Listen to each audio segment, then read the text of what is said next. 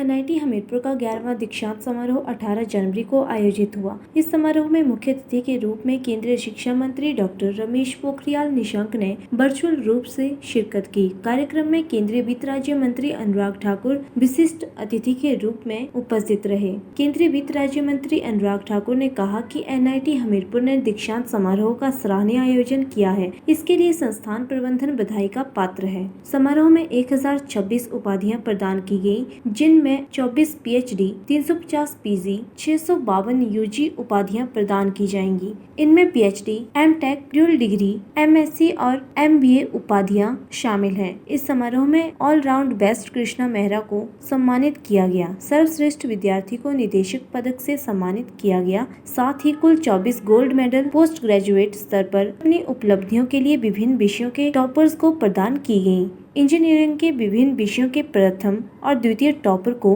क्रमशः गोल्ड और silver medal से नवाजा गया। इंस्टीट्यूट ऑफ टेक्नोलॉजी हमीरपुर देश के प्रतिष्ठित संस्थानों में से आता है और कन्वोकेशन एक ऐसा समय है जब डिग्री होल्डर्स को अच्छी शिक्षा प्राप्त करने के बाद अपने संस्थान से आगे बढ़कर बाहर जाकर एक नई दुनिया में प्रवेश करना होता है।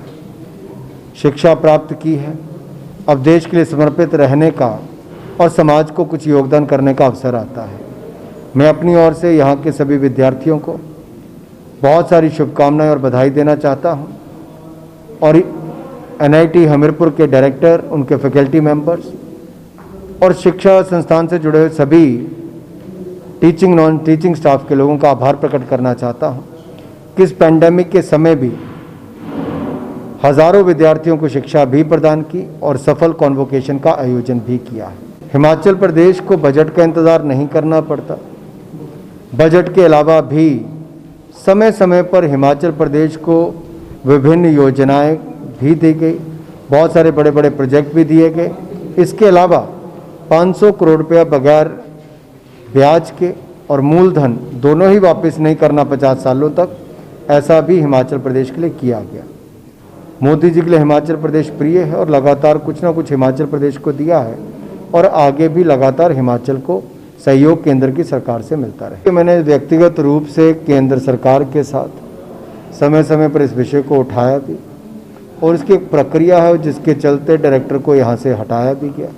उसके ऊपर जांच चल रही है और कोविड-19 के कारण भी कुछ विलंब हुए। हर किसी के जीवन में कुछ ना कुछ रुकावटें आई हैं, कई कारण रहे जिसके कारण पूरी तरह से न स्टाफ आता था, लेकिन ये जल्दी प्रक्रिया पूरी भी होगी और उचित कार्रवाई भी उनके खिलाफ होगी। Sun TV bureau report.